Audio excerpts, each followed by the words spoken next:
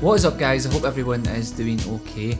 So yesterday after the Pixel event ended, I received a pretty awesome package for the team at Google UK, and obviously inside that was the Pixel 4 and the 4 XL. So I've been using these since I received them yesterday, so what I wanted to do in this video was give you guys a quick unboxing just so you know exactly what you'll be getting if you go ahead and pick this up, and just run through some of the new features etc, just to give you an idea of what's going on. Just remember, I would love to know what you guys think, so hit that comment section down below and give me your opinions on the new Pixel 4s.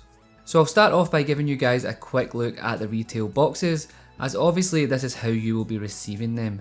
As you can see, I did opt to receive the Oh-So Orange and the Clearly White variants, and I'll tell you, I was pretty excited about this orange variant. It's pretty cool.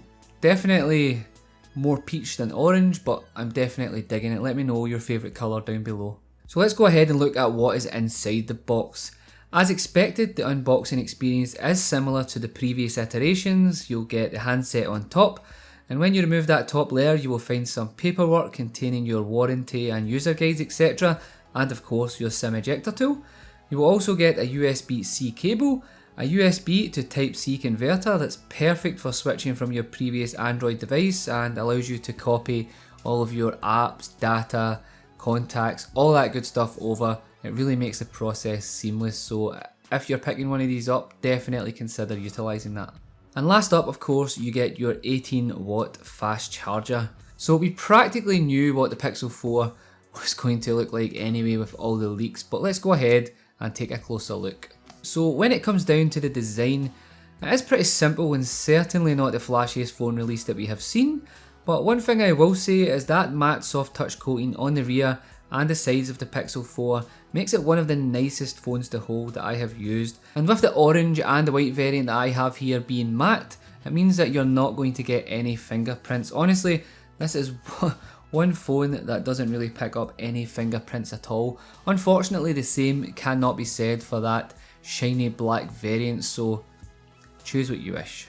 So the back is constructed from Gorilla Glass 5 and features that big square camera module that I'll go on to discuss a little bit later in this video, and the sides are aluminium, so you do still get that sense of premium quality. So if we take a look around, on the right hand side of the phone you will find that coloured power button, and right below that is the volume rocker. Moving on to the bottom and you will find your USB-C port flanked by your microphone and the downward firing speaker, and on the other side is your SIM card tray. Above the display you will notice that it has somewhat of a larger forehead, but there is good reason for this, as we have that all new radar sensor up here that is used for Google's new Motion Sense, and this essentially allows you to do things like wave your hand to skip music tracks, use gestures and pretty much all that good stuff. And there are plenty of gestures available, and while I'm not sure how much I would utilise this feature, I'm definitely interested to see if other developers can do stuff with this.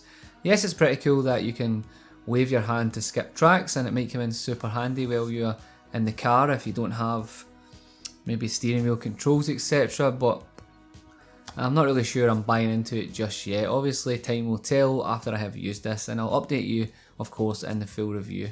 If you are a Pokemon fan however, you will be excited to know that this new Motion Sense can be used with a built-in wallpaper, and you can wave at your favourite Pokemon or even pet them to get a response. So up front we now have a single 8 megapixel front facing camera that does give a 90-degree field of view, so getting groups in should be achievable.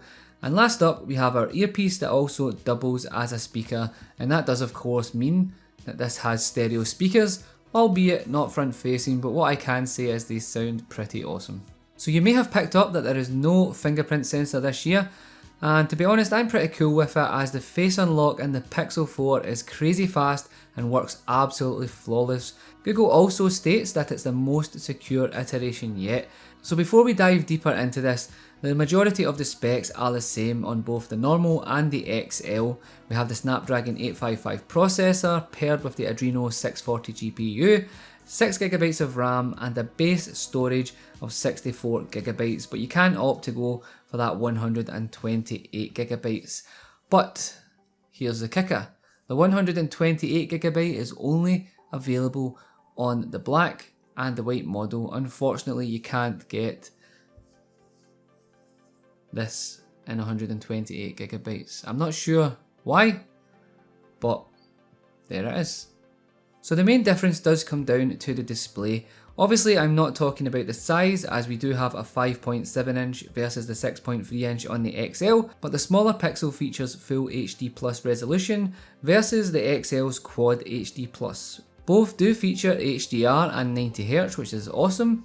And the best part about the 90Hz on this device is the fact that it will only kick in when needed. For example, when you're playing games, watching movies and all that other good stuff. Any other time it will revert to 60Hz, and hopefully the aim of the game here is to try and preserve some battery life. Speaking of the battery life, the larger XL brings with it a 3700 mAh, while the smaller Pixel features a 2800 mAh battery. So as I mentioned, we do have fast charging available and also wireless charging, so you have both those options at your disposal. But for me, I am super keen to find out just how long the battery lasts on these devices when I wear them in, as other competitors are obviously using larger capacities at the minute, and while Google has stuck with these lower capacity batteries, I really want to know just if they will get me through a full day, so definitely stay tuned for the full review. Obviously the main reason most people love the Pixel series is of course the cameras, because let's face it, they are ridiculous good. So this year we still have that awesome primary lens, but this year they have went ahead and added a telephoto lens. So the question I would love to know down below, because Twitter and all the other social media platforms seem to be going crazy, is that do you prefer a telephoto lens or a wide angle lens? And I really want you to answer based on what you use most, because honestly I never utilize wide angle lenses unless I'm maybe trying to take a picture for a review. But other than that, I use the primary lens and often do use telephoto when I want to get a little bit closer when I'm at places like theme parks, etc. So let me know down below your opinion, I definitely want to know. Overall, I am super excited to go ahead and test these cameras out, and we do of course still have features like night sight and portrait mode on both the front and rear cameras, but there are a few new features like the dual exposure, allowing you to control the background and foreground exposure straight from the camera, and honestly this feature looks pretty great. The new Pixels are also capable of astrophotography. Google called the Pixel the camera that can take pictures of the Milky Way, and this is something I definitely want to test out. Of course, to do this you will need a tripod, or to at least totally stabilize your phone somehow, as that is the only way that this mode will activate. But it's definitely something I am looking forward to, and the examples that I have seen definitely look awesome. As you would expect, the new Pixels are packed with all the latest features of Android 10, but one feature that I think is going to be super useful, at least for me anyway, is the new Recorder app. This app is pretty crazy, and it allows you to record your voice, and it will give you a live transcription of every word spoken in real time, and honestly it is blazing fast. You don't even need Wi-Fi or mobile data etc for this to work. The best part is that you can go ahead and search your recordings by typing a simple word, or even saying it, and it will take you straight to the point where it was mentioned. This will obviously be perfect for those who take lengthy recordings, for example those of you who are at university that get lectures etc. You can just remember one point of the recording, say the word, and it will take you straight there, and it saves you going through. You can also copy paste all the transcripts into another app if you wish as well, and definitely can't wait to put this to the test, and I may even make a standalone video on this if that's something that you guys would like. So that pretty much wraps up this quick overview of the new Pixel 4. If you're looking to pick one up, the prices are on the screen now, and as you can see, if you pre-order one there is a chance to get yourself a free HP Chromebook 14. So what's your thoughts on the new Pixel 4s? Let me know down below in the comment section. Are you impressed, or is it just not enough, especially with the new price tags? I'm definitely keen. As always guys, don't forget to smash that subscribe button. We're almost at 100k, and as always, stay safe, be kind to each other, and I will catch you on the next one. Peace.